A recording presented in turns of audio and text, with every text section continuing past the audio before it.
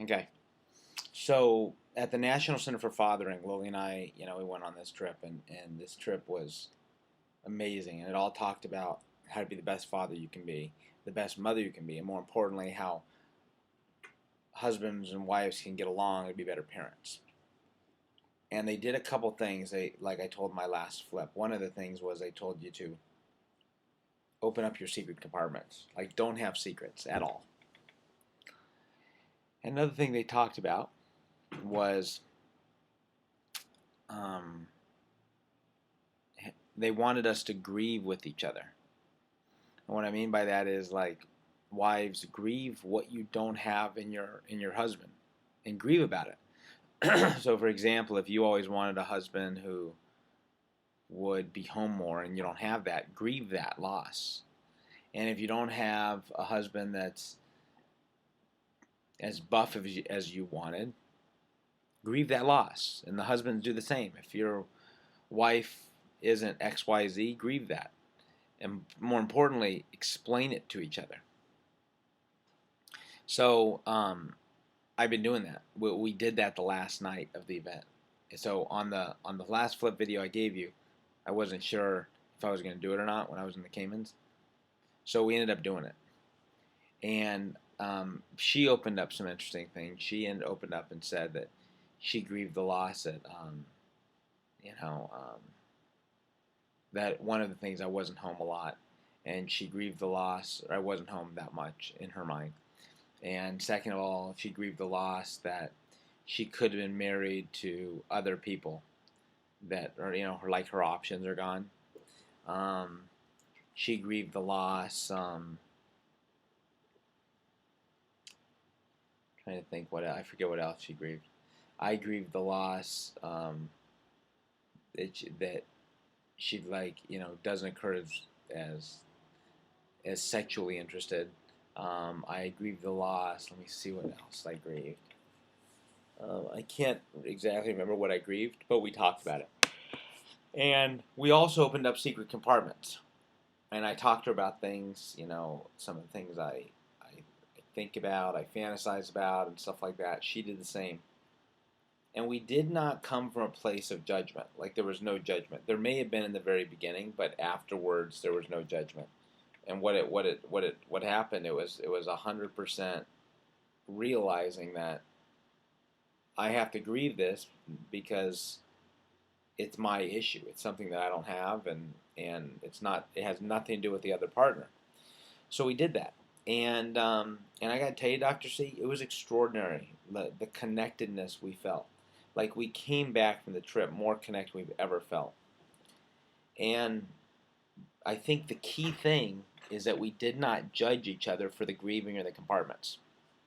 There was no judgment at all on that. It was purely um, it was purely, here's where my thoughts are, here's my issues, and you know here's what I need to grieve. And we really processed back and forth on that, and it was really just, quite frankly, really, really compelling and extraordinary. So that's that. Let me see what else.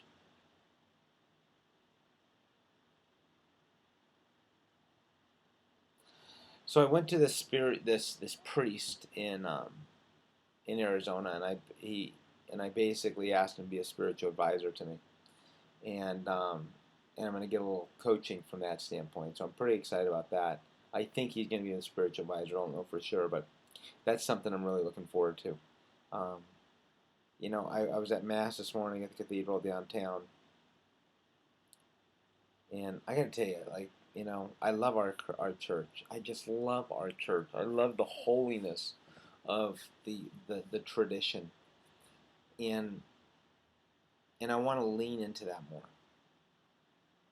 And yet I know where I lack, and we've talked about that before. It's in my self indulgences and stuff, and it's just not something that I feel comfortable with, and I feel good about at all. Um,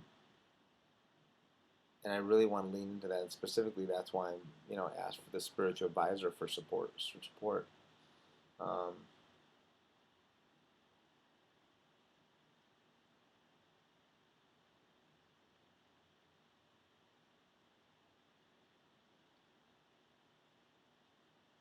I mean, yesterday, one of the guys that spoke um,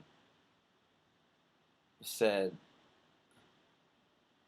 he talked about not comparing your personal growth to where you want to be, but compare your personal growth from where you've come from.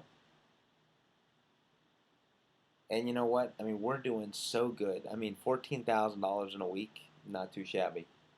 And and we're going to continue to grow this thing we're doing. It's an evergreen thing that'll be there for forever and ever.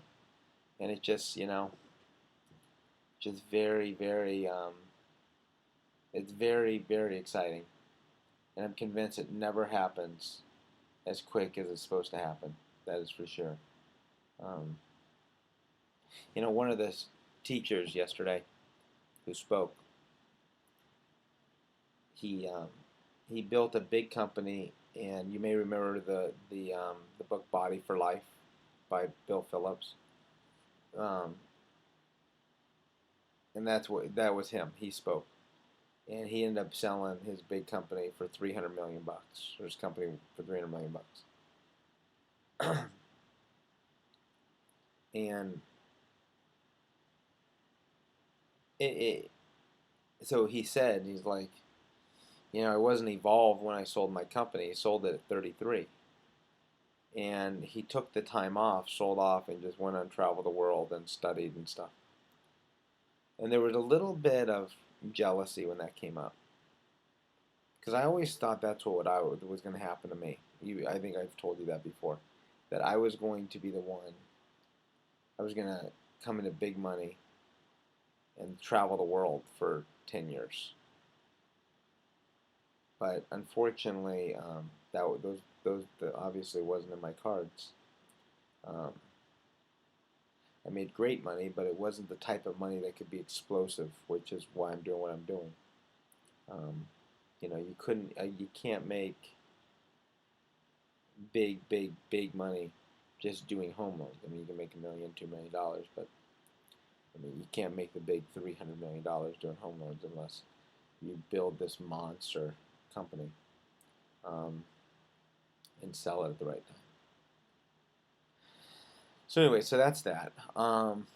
Felt just a little jealousy there. That was the only thing I felt there.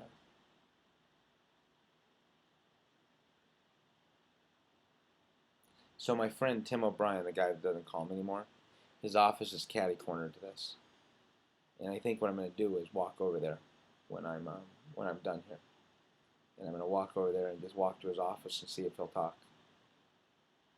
Who knows? I don't know why I try. Sometimes I question why I try so hard in that relationship.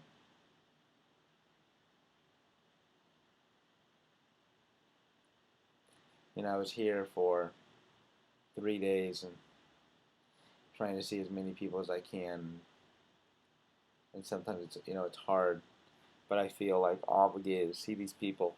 And what's funny is I feel obligated to see them, and I feel I have to go to everybody. Like, why don't people come down here if they're interested? Just find that interesting. I don't know why I feel like I don't want to put people out. Like, that's my deal. I don't want to put people out for whatever reason. Okay, I'm going to pause this and upload it.